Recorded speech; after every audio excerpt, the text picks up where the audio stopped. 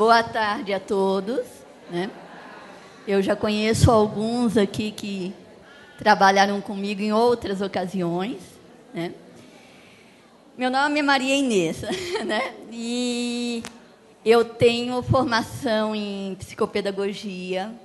Nesse momento, eu estou mais voltada para o atendimento no consultório, mas também estou fazendo orientação de professores. Eu montei um núcleo de psicopedagogia e estou fazendo orientação de professores lá. Quando eu recebi o convite, né, eu vi o tema, né, ganhar consciência é ganhar humanidade. Não, tá bom. Não sei, tá bom aí para vocês? Tá dando para... Porque, ou então, ó, só afasta a cadeira. Acho que só afastando a cadeira tá bom.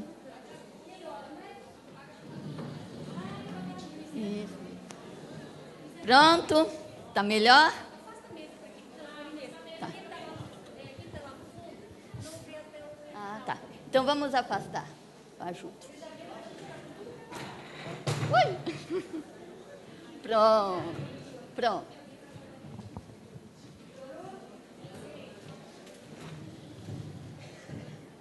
E agora, tá bom? Tá. Então, e eu fiquei muito, assim, presa à parte filosófica, né? Ganhar consciência e ganhar humanidade. Nossa Senhora, isso dá um monte, vários encontros, né? Porque falar de consciência filosoficamente, falar de humanidade filosoficamente, né? É algo que não poderia citar vários autores aqui, né, para falar dessas duas palavras, consciência e humanidade. Mas aí o foco é alfabetização e letramento. Então eu procurei traçar um caminho de raciocínio, né, partindo da alfabetização e do letramento. Dá pra...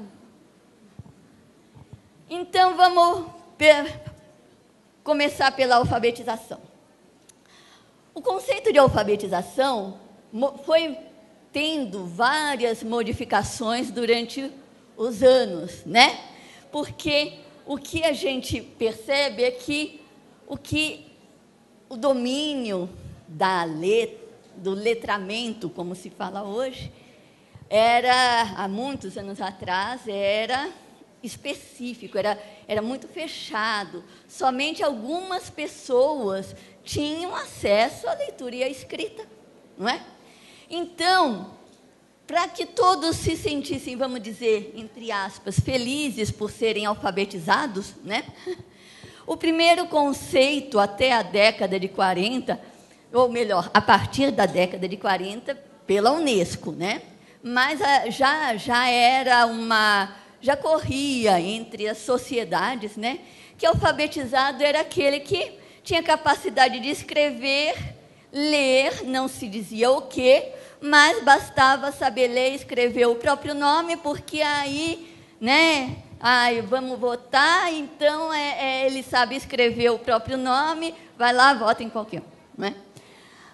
Aí depois vem... a partir da década de 50, já as sociedades começaram a perceber, principalmente a sociedade acadêmica, começou a perceber que, para o povo, não adiantava só saber assinar o nome, não é?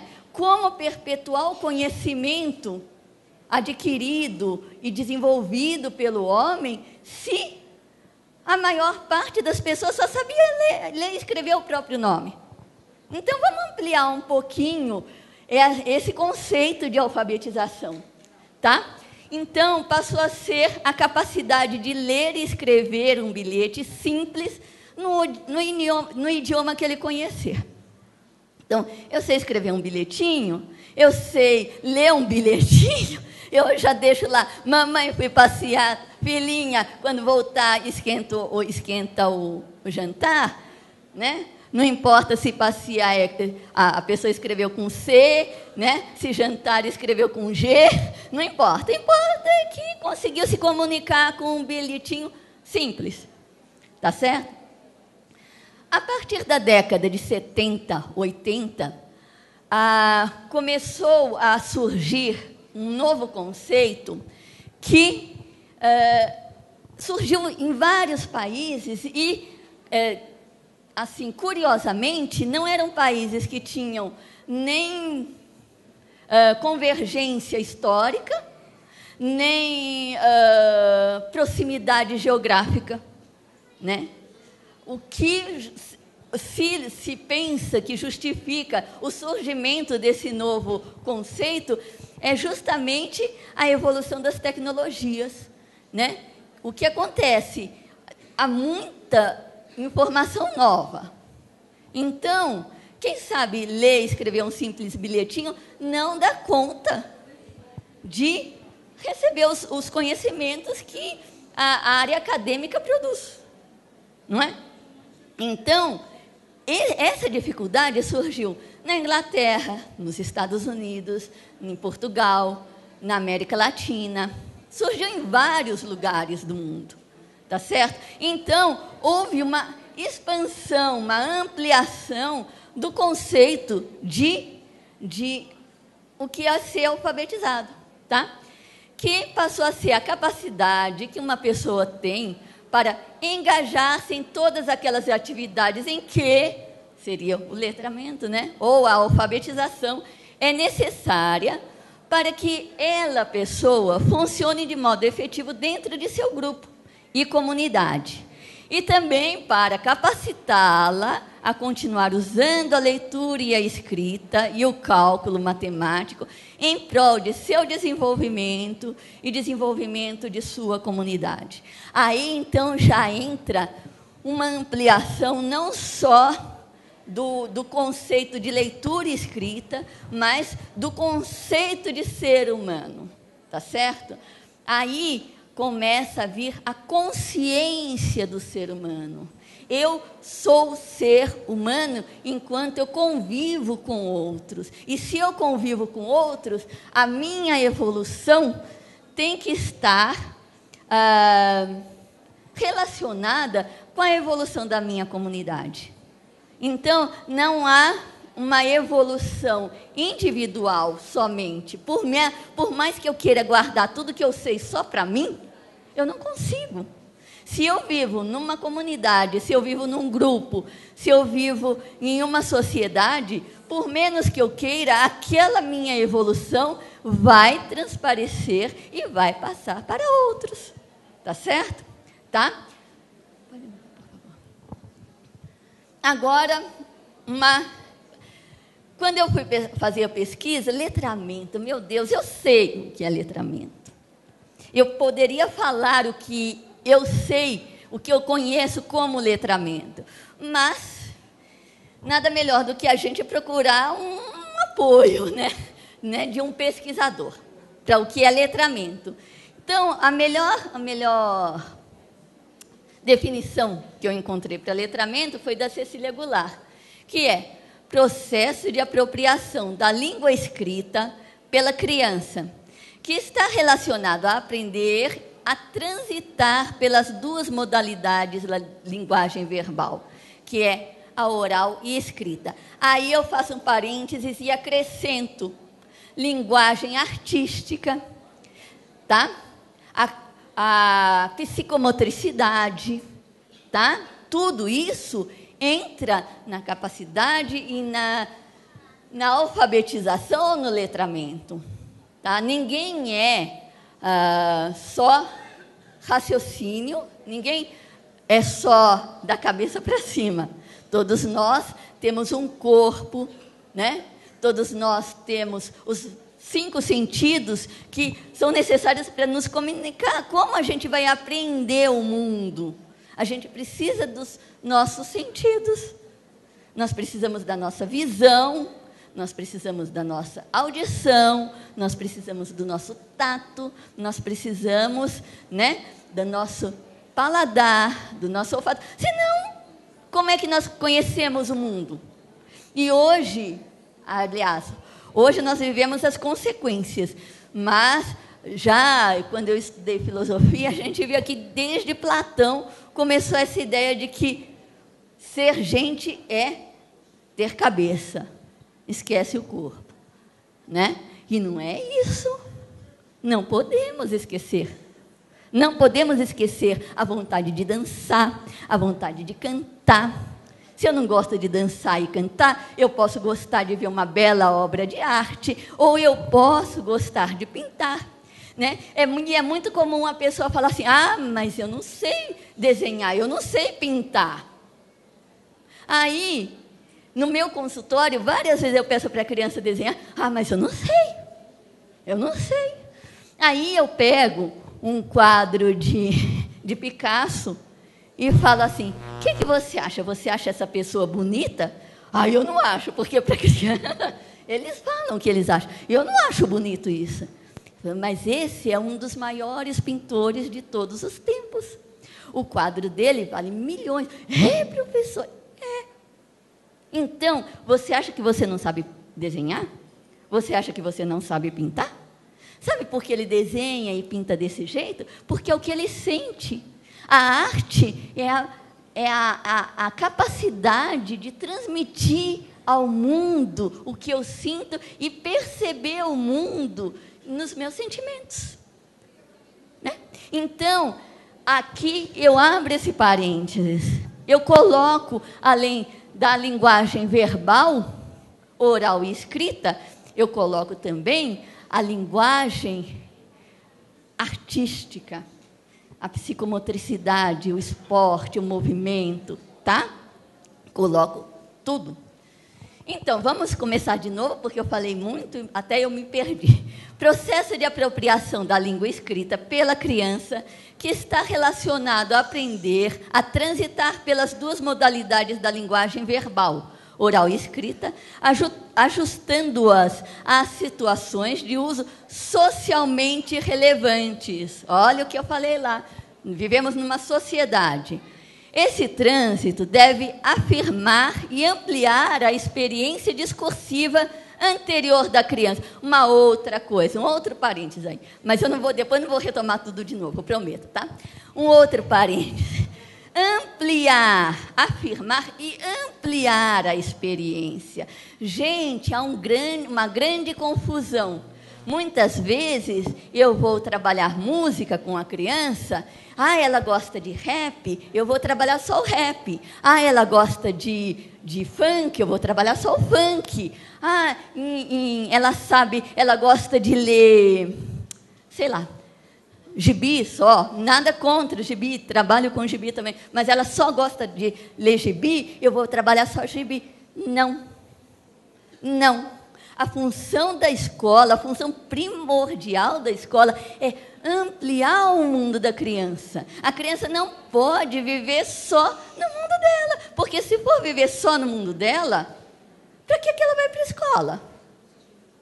Para que ela vai ter um professor? Não tem sentido. Não tem. Então, ela gosta de rap, ela gosta de funk, vamos pôr uns raps, um funk, partir daí, para quê? Vamos evoluindo, até chegar na música clássica. Quando eu punha as 4 estações do... Ai, meu Deus, esqueci o compositor. Né? Para as crianças ouvirem, professora, já ouvi isso em tal propaganda, eu já ouvi no desenho do Tom e Jerry, Eu falo, vocês têm ideia de quantos anos tem essa música? Não. Bom, essas músicas têm de 200 a 400 anos. Todo mundo... Eu falei, sabe por quê? Que até hoje se ouve? Porque é muito bom. São músicas muito boas, muito bonitas. Então, elas permanecem com o tempo. Né? Então, a mesma coisa a literatura, né? Por que se lê até hoje Shakespeare? Por que até hoje se lê Dante? Por que até hoje se lê autores clássicos? Por quê? Porque eles são muito bons. Eles são muito bons. né? Então, o que acontece?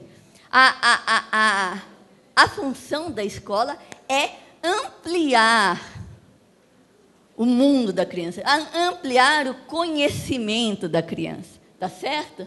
Tá? Então, afirmar e ampliar a experiência discursiva anterior, tá? Aí, como eu já falei que a gente não pode só se deter no oral e na escrita, esse discursivo, ele vai abranger tudo. Anterior da criança e todos os conhecimentos aí envolvidos, tá certo? Incluindo a experiência de tomar a própria linguagem ou aspectos dela como objeto. Pensar, ter consciência do que eu falo, ter consciência da minha palavra sobre os outros. O ano passado, quando eu estava dando um mini curso, eu estava falando a palavra é a base de tudo, né? Então, na Bíblia fala, o verbo se fez carne, né? Tudo nasceu da palavra. Então, nós temos que ter muita consciência. E é essa consciência que vai fazer com que nós tenhamos possibilidade de planejar aquilo que nós vamos falar. Tá certo? Tá? Pode mudar, eu estou vendo que tem gente ainda copiando. Então, já mudou. Em ambas definições, ou seja, tanto na última definição de alfabetização, quanto na definição de letramento, a gente pode perceber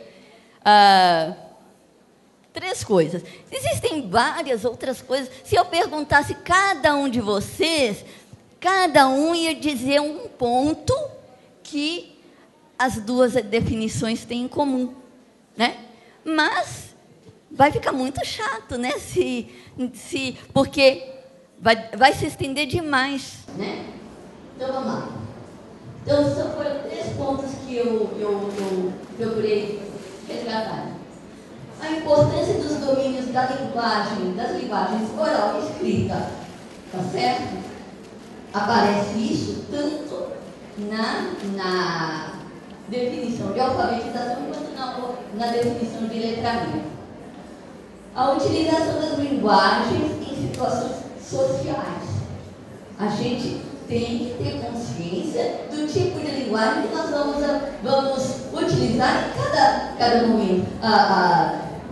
No Facebook, eu uso uma linguagem, né? No torpedo, que eu não usava o torpedo. Aí uma amiga minha vive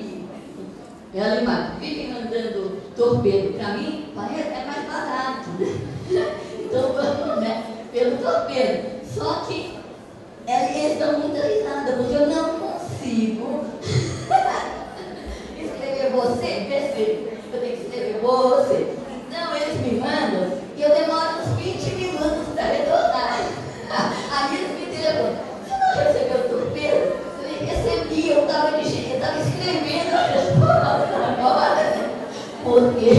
Então, é uma questão de hábito, né? Provavelmente daqui a um tempo eu vou conseguir, mas por enquanto eles não estão conseguindo, eu vou aumentar, porque eles ligam para mim para saber se eu recebi o torpedo, né?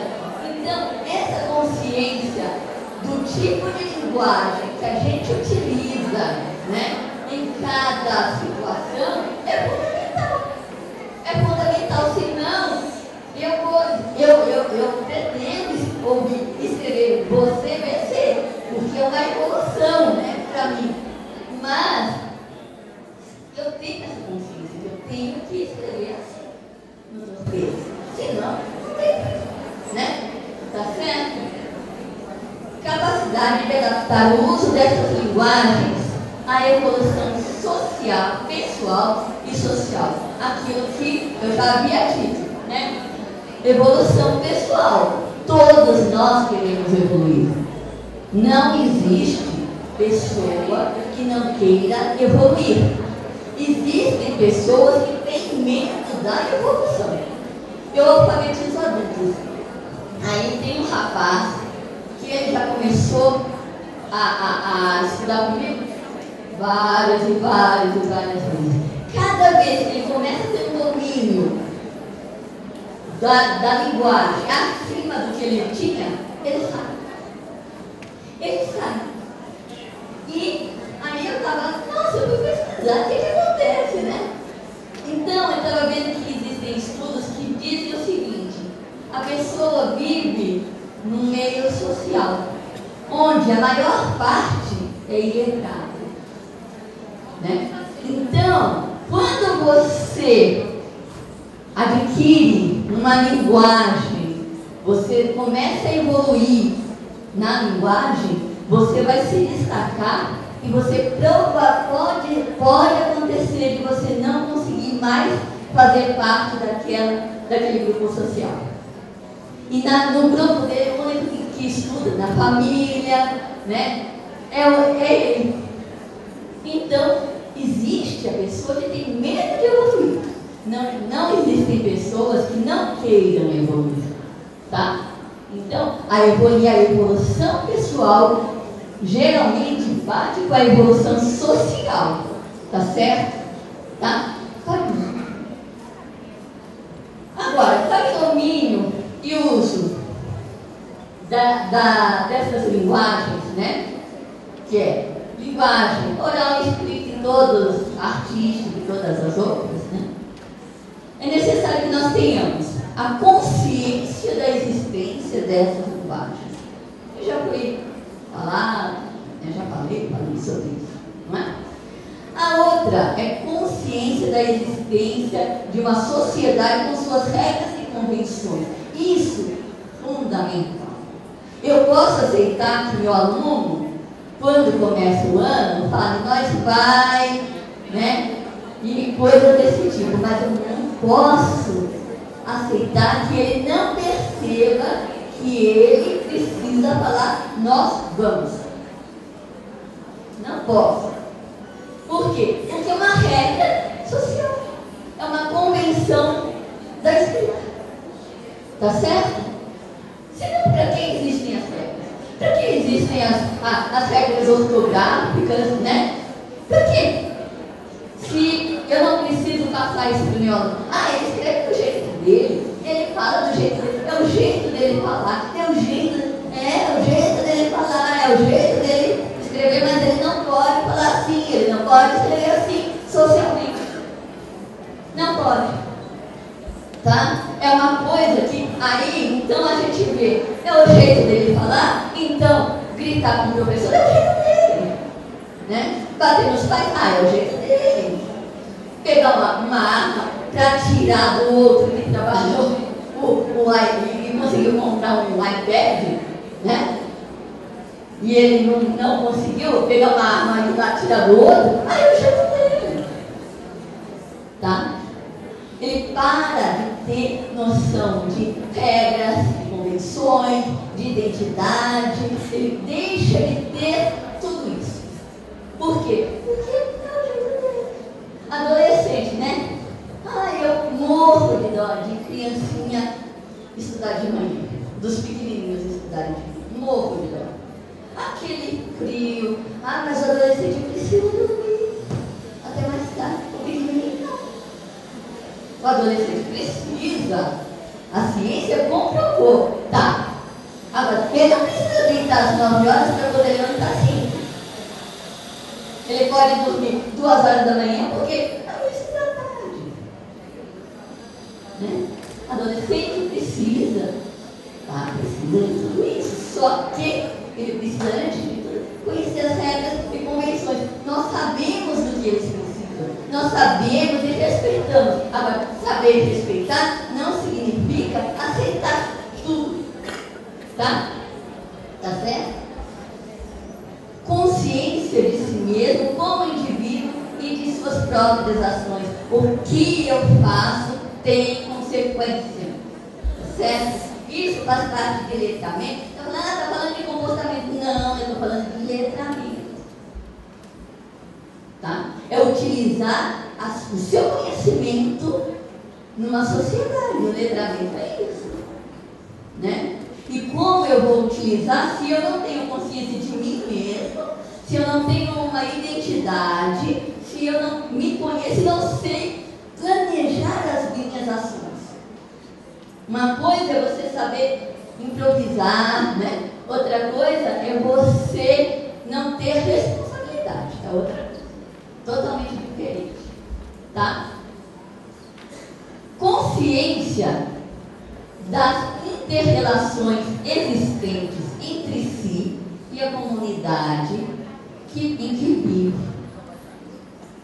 No momento em que um aluno, eu vou contar a história de um menininho para quem, numa sala de aula que eu dei aula, há uns 3, 4 anos atrás, e uma segunda série.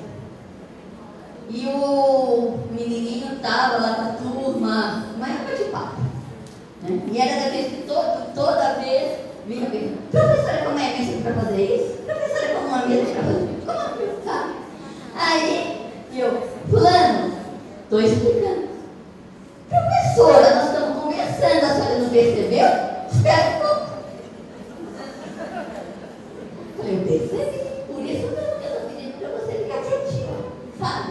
Então, que consciência, se eu chego, não, coitado, né? Ele chegou, era uma segunda-feira, cheio de coisa para falar, cheio de assunto para botar em dia. Aí, eu não desenvolvo essa consciência que ele tem das inter-relações entre si e a comunidade. Entre si, ele tem que ter uma consciência de que, ao conversar, né, ele está atrapalhando a si próprio, a sua aprendizagem e um dos outros, né? E atrapalhando a professora, e atrapalhando a escola, e atrapalhando a comunidade toda, comunidade escolar. Esse mesmo menino, a menina chegou chorando para mim, um bilhetinho que ele mandou para ela. Fulano, adoraria fazer sexo com você na fundo da sala de aula. 8 anos. Que consciência de grupo tem esse menino? Que consciência, que identidade ele tem? Ele não tem identidade formada. Porque uma criança de 8 anos não pensa nem fala uma coisa dessa numa sala de aula. A identidade dele é a identidade dos irmãos mais velhos, é a identidade, talvez, dos pais, não sei, mas não é a identidade dele. Respeitar cada fase de desenvolvimento é colaborar para a formação da identidade da criança. Brincar na hora de brincar, usar a criança, a menininha de 8 anos, usar roupinha aqui, sabe? Tudo tem sua idade, né? Então, chama-se esse menino e fala: escuta, quando você for mais velho, casar, você vai ficar brincando de carrinho no chão? Eu falei: vai, porque na idade de fazer isso, você não está fazendo. Você vai ter vontade de sentar no chão com seus filhos e ficar lá brincando no carrinho até 2, 3 horas da manhã. Porque você não viveu o que tinha que viver na idade certa. Você não está formando a sua identidade. Você, consequentemente, está atrapalhando assim aos seus colegas, ao grupo em que você está e aos grupos aos quais você vai pertencer. Tá? Dá para mudar, por favor? Obrigada. O domínio dessas linguagens permitem que a criança, desde cedo, se interrelacione e conheça o ambiente no qual está inserida. Volto àquilo. A criança, eu trabalhei durante 1 ano e pouco numa entidade que atendia crianças especiais, com limitações sérias, maior parte com paralisia cerebral, né? A maior parte lá não se movimentava, alguns pouco falavam, né? Mas tinham uns que conseguiam ouvir, e tinham movimentos pequenos, mas tinham. E tinha uma menininha lá, que lá eles põem muita música para as crianças e tal. E tinha uma menininha, Giovana, a gente sabia quando ela estava, porque ela ficava o tempo todo sonorizando, não cantando a melodia de uma música que ficava, não sei, ninguém nunca ouviu, uma composição dela, e batendo na cadeira o tempo inteiro. Chegava lá, falava, ela já chegou, aí, ó, estava lá. O outro menininho, ele só ficava quietinho, chorava o tempo inteiro. Só ficava quieto quando empurrava a cadeira para ele, no jardim, para ele ver as plantas. E tinha um detalhe, tinha que cantar enquanto empurrava a cadeira. Só empurrar a cadeira não adiantava, tinha que cantar. Aí ele ficava quietinho, de vez em quando ele olhava assim para trás, dava um sorriso, né? Ou então, quando punha o cocoricó para ele. Aí ele ficava, né? Por quê? Porque trabalha os sentidos, né? Embora fossem poucos, são o suficiente para ele ter um relacionamento com o mundo, conhecer o mundo, tá certo? Então, o domínio dessas linguagens, essas crianças, elas podem dizer que elas são letradas? Não. Tá? Elas não são letradas, porque elas não conseguem aprender a ler e escrever, mas elas têm um conhecimento de mundo, e é isso que a gente tem que ver. O conhecimento de mundo, se eles não tivessem as limitações, eles seriam letrados e muito bem letrados, porque a abertura que eles têm para o mundo é fenomenal, coisa que nós não temos, né? A criança permite que a criança tome consciência de si e de seus atos, aquilo que nós falamos, né? Planejar, mas planejar sabendo da consequência para a comunidade, não para ele só, né? Então, mais um exemplo, um menininho que eu atendo, olha, outro dia, ele fez assim com o dedo, não conta para ninguém, viu? Outro dia eu fiz uma arte. Eu falei, uma arte? O que você fez? E eu fingi que estava doente. Só para todo mundo ficar me paparicando. Aí eu fiquei na cama, assim, o dia inteiro. Puseram até um sininho para mim, que toda hora eu tocava só para as pessoas. Quer dizer, então o que acontecia? Essa criança, ela planejou, sim. Ela tem a consciência dos seus atos, mas ela pensou só em si, né? Ele mora com os avós. Eu falei, escuta, mas e seus avós? E se eles ficassem preocupados?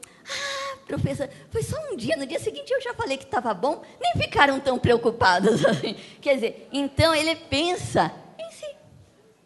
Ele não pensa na consequência dos atos dele, tá bom? Permite que a criança consiga, através de intermediações, desenvolver a capacidade de escolha e planejamento, tá?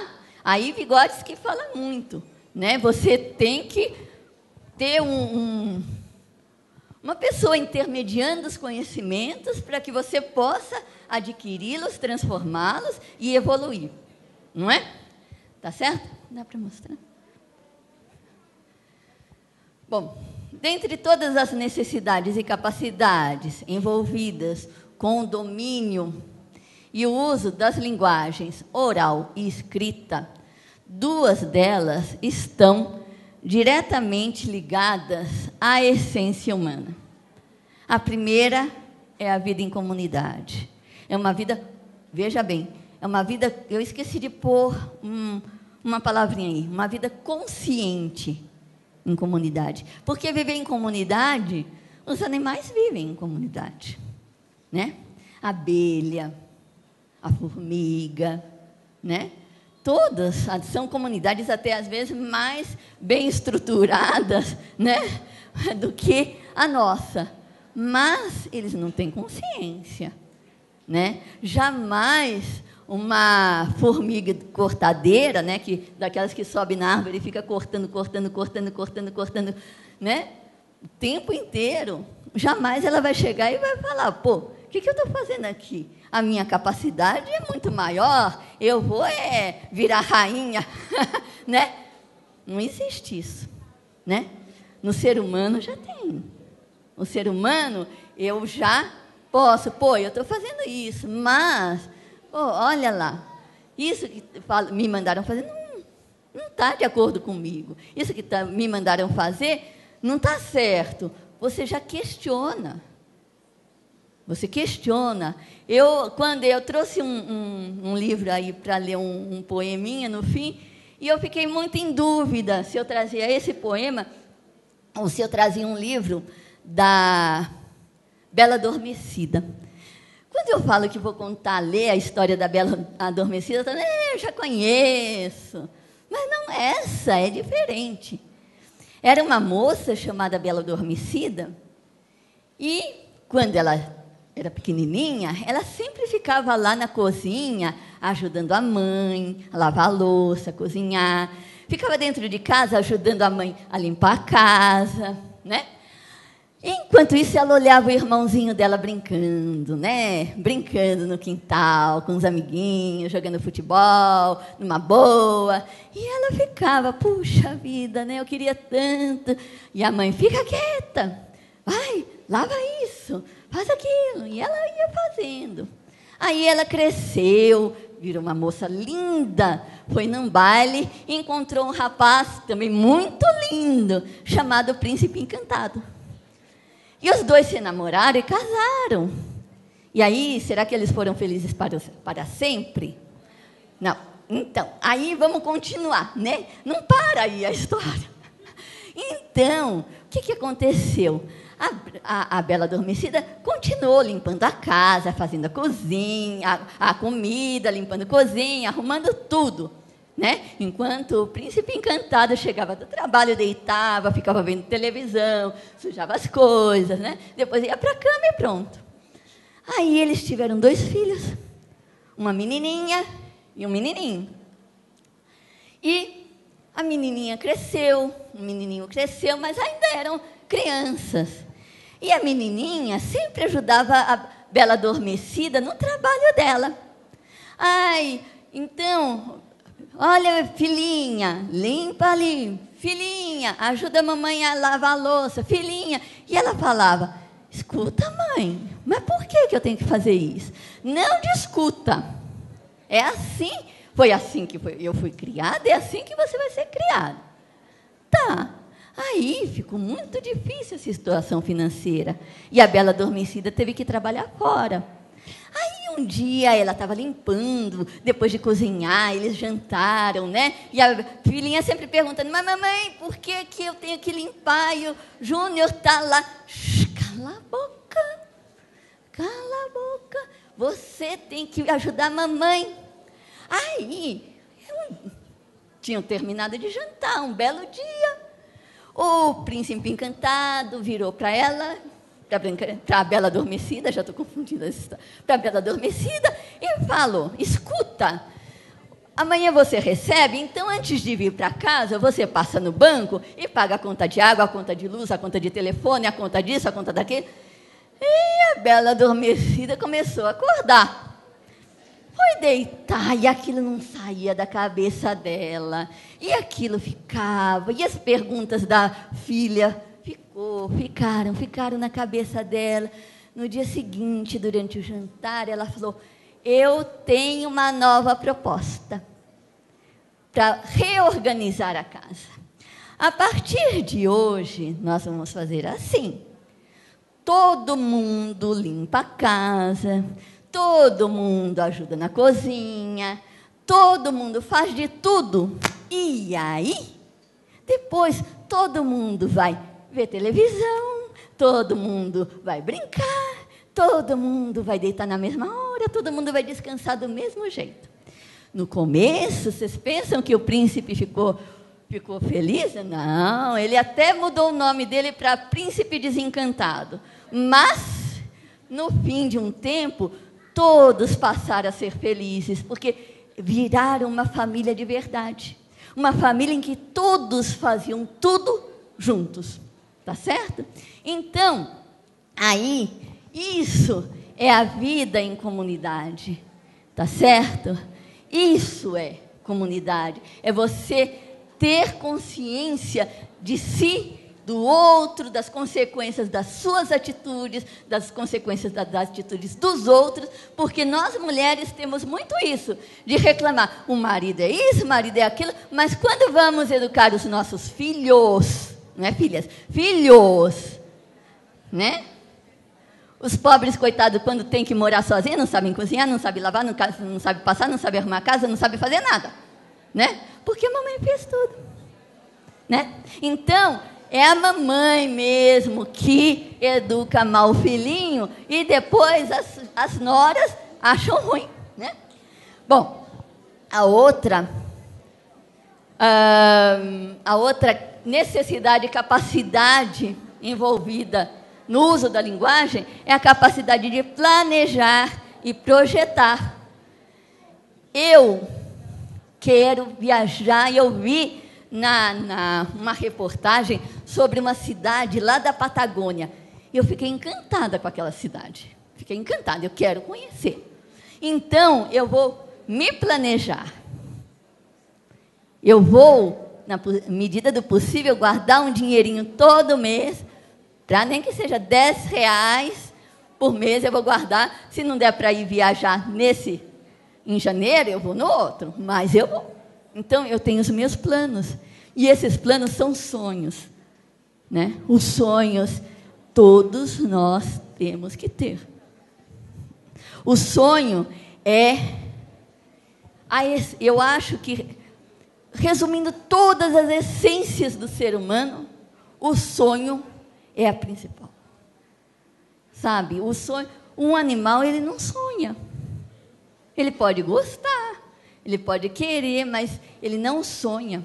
E todos nós aqui temos um sonho guardado no coração, né? Geralmente são sonhos quase impossíveis de serem alcançados, por isso que são sonhos, né? Mas a gente não desiste, não pode desistir. Se você desistir de um, coloca logo o outro no lugar, senão você deixa de ser uma pessoa, tá certo? Então, todos temos um sonho, todos temos que lutar pelos nossos sonhos, tá? Profissionalmente, tá? Em busca do meu sonho profissional, que eu estou aqui, que é poder contribuir, né, na medida do possível, com a minha experiência, né, profissional, tá? Eu tenho um sonho pessoal, tenho o sonho de viajar, à medida que eu vou alcançando um sonho, vão surgindo outros. À medida que eu vou conseguindo concretizar um plano, um projeto, surgem outros. Ontem mesmo eu estava ouvindo entrevista esqueci, a minha memória para nome é péssima, me desculpem. É um físico, ele está sempre na televisão, fala sobre que a simetria não é a coisa mais bonita nem mais importante. Então, ele estava falando que a ciência, ela nunca pode deixar de questionar. Eu sempre falo, eu tenho certeza disso. Minha filha, então você está iludida.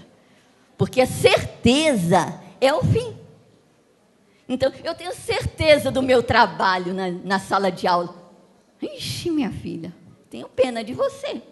Porque o que faz um ser humano evoluir são os questionamentos, não a certeza.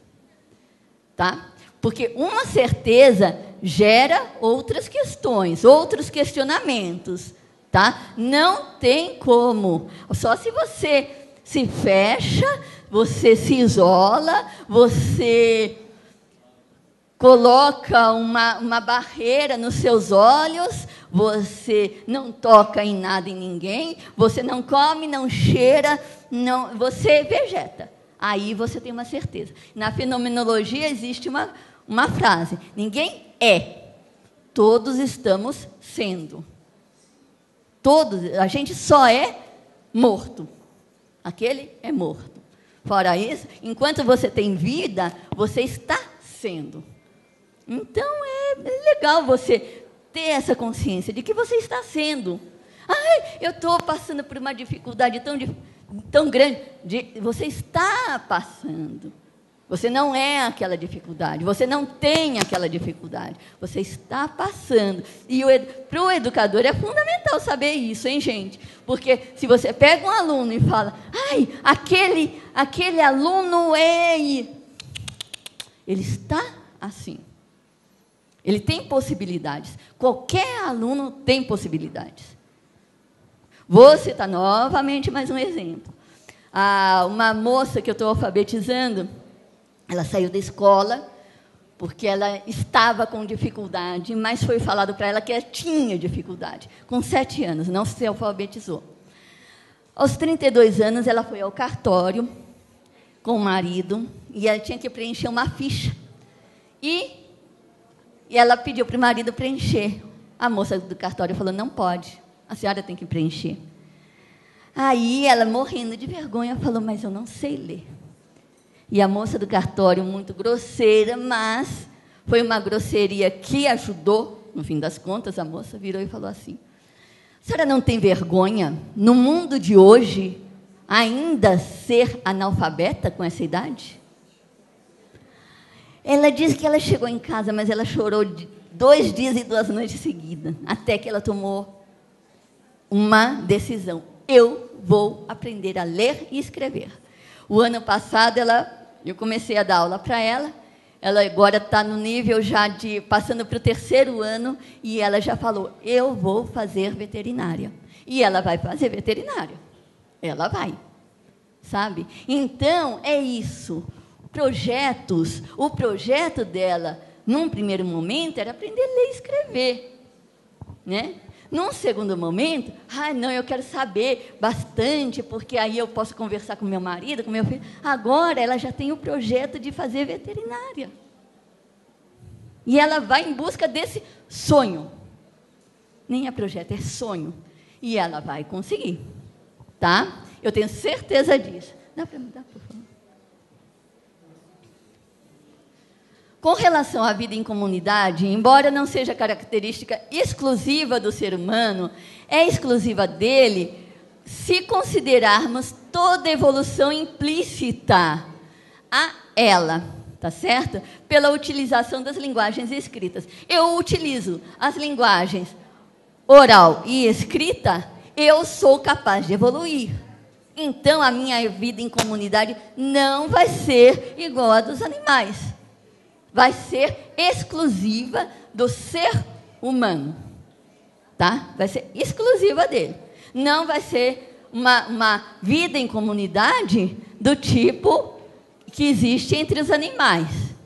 E com relação à capacidade de planejar e projetar, há uma frase de Vygotsky, citada por Luria, que demonstra o quanto ela é única no ser humano. Por favor, pode mudar para mim?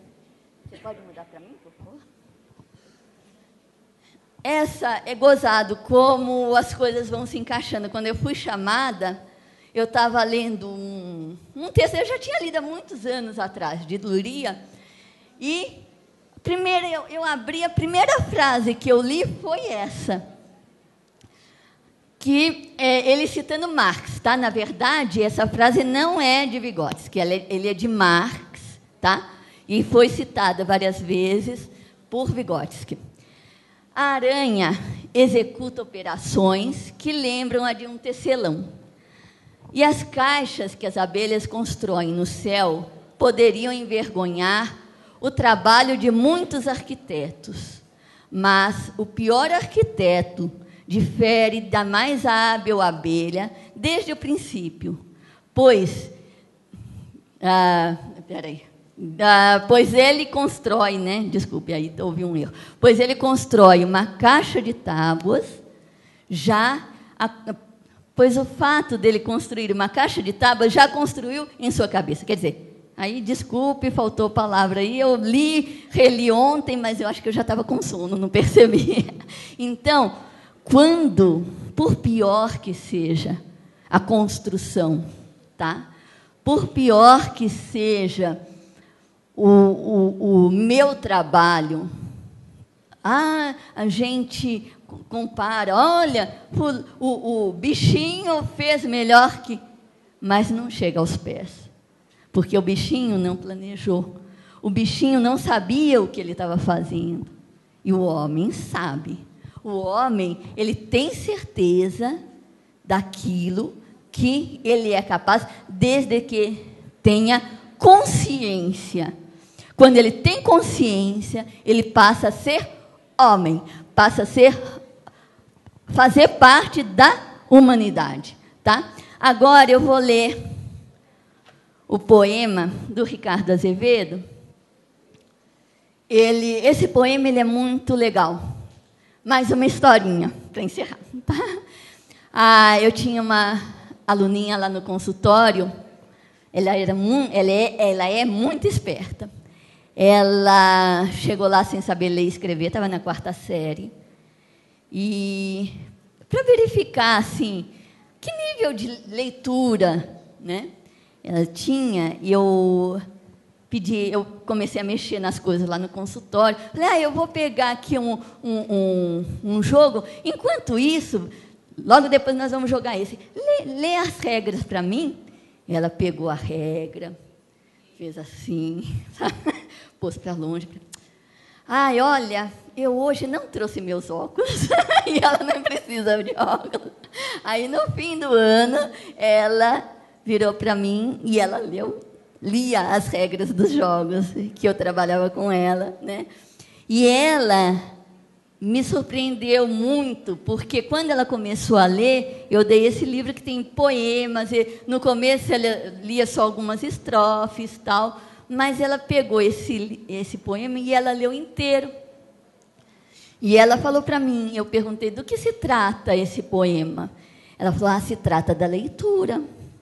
Falei, leitura, como é que você sabe?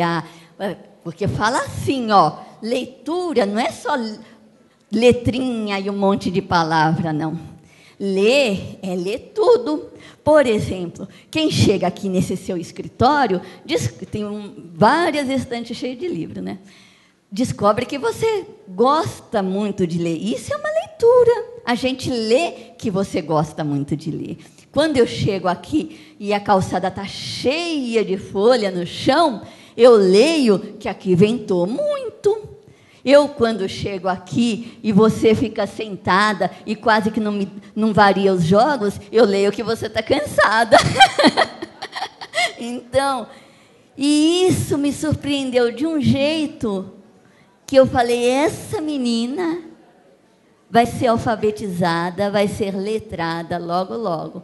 E eu vou ler para vocês, só os óculos. Eu preciso de óculos.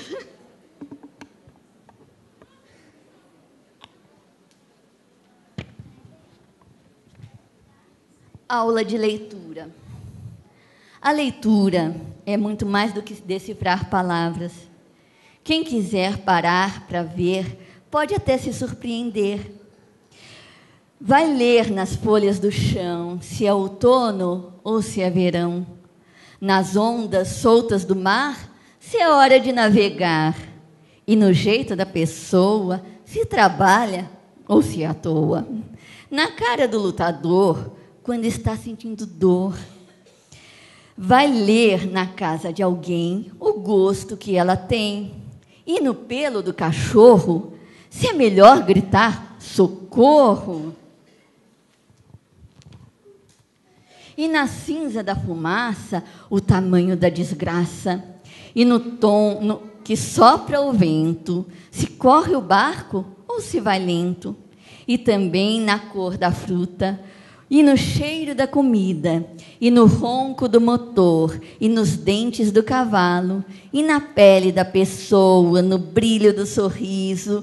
Vai ler nas nuvens do céu, vai ler na palma da mão, vai ler até nas estrelas, ou no som do coração.